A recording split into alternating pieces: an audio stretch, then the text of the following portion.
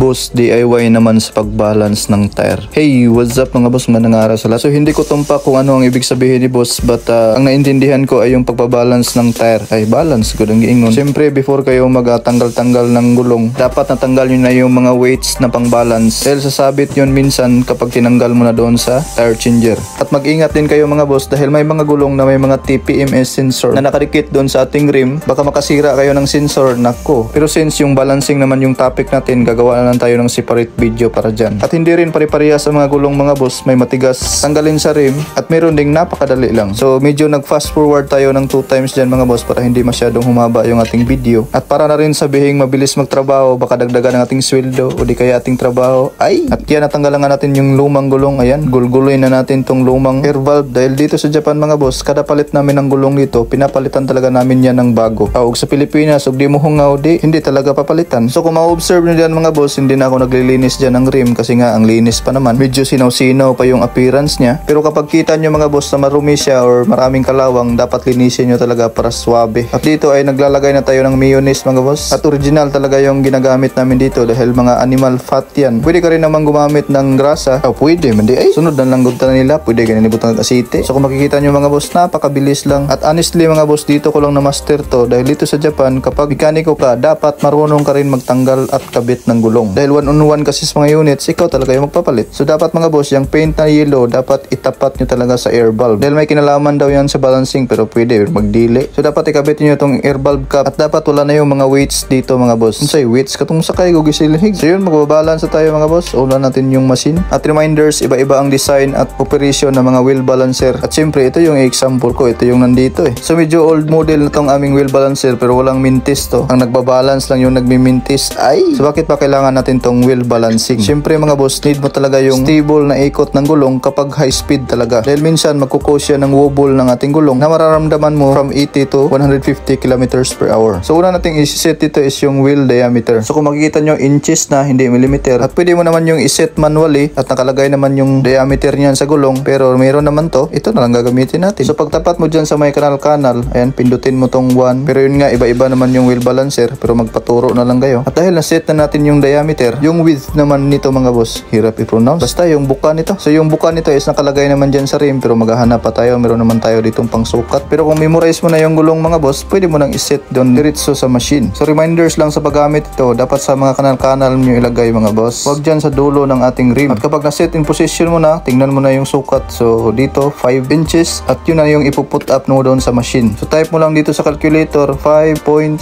So when it comes sa measurement mga boss, meron talaga yung 0.0. Then press na natin tong set and we are good to go. Start the engine. Fast forward natin para mabilis makapunta sa patutunguhan. Pero relax lang talaga mga boss. Kasi sabi nga nila, ang nagmamadali ay maraming makakalimutan. Huwag lang ang utang. Ay! So kung makikita nyo sa kanyang inner mga boss, ayan, nag-green na. So, ibig sabihin dito yan sa araw na to. Yung iba kasi may mga laser. Hindi ka na mahirapan sa pagtansya doon. Since 19 to mga boss, run off na yan to 20 grams. At siyempre, kuha tayo ng mga bago dito. Baka sabihin niyo wala tayong mga bago. Bago man bagong tinaguan. Bago eh. Pero pwede yan i-recycle mga boss. Yung mga lumang yan. Pitan nyo lang ng konti kapag maluwag na siya. Pero kapag bumitaw na talaga, ay hayaan mo na. Dahil sasaktan ka lang niya. Ay! At matapos nating dikdikin mga boss, ayan na, na-place in position na natin siya. At isusunod na naman natin yung outer. Ayan, out kanina, inner, ngayon outer na naman mga boss. Press lang natin at automatic na yung iikot mga boss patungo dito at mag-green na yung arrow. Pero pwede mo yan manually ikutin mga boss hanggang sa mag-green. Ayan, goods na. So dahil 23 grams yan, round off mo na yan to 25 mga boss. At syempre kuha tayo ng bagong tago. At shoutout pala sa ating mga followers dyan na mga master tireman. At ilagay na natin to para matapos ng mga boss. As usual, alas 12 natin ilagay. Ay, hapit na good thing paniod to. So yan mga boss, nailagay na natin yung kailangang ibaon. Ayan, so silipin natin once again. Kasi kapag hindi yan nasintro mga boss sa alas 12, kasi alas 12 ang sitting nito, ay maglalagay ka na naman ng another na counterweights. Pero kung nasa saktong posisyon ang paglagay mo, ay walang problema mga boss. 0-0 yan for sure. 0 bitaw, basig maipit ka. Oy, 0 good. So ibig sabihin, good yung ginawa natin mga boss. At sa mga mugs naman, ayan, mga aluminum na rims. Minsan may mga kurba siya dito, so pwedeng gamitan ng mga counterweights na ganyan. Pero mostly sa mga bago ngayon is yung may mga adhesive na. Ayan, gaya nito mga boss. Ito yung dinidikit doon. Kasi nga sa nasabi ko kanina, kung wala siyang kanal, ayan, ito yung gagamitin. Ididikit lang doon sa mga side na tinuturo ng machine. Siyempre, linisan mo. So that's it mga boss. Na may nakuha kayo. Thanks for watching. God bless lahat. See you at the next video.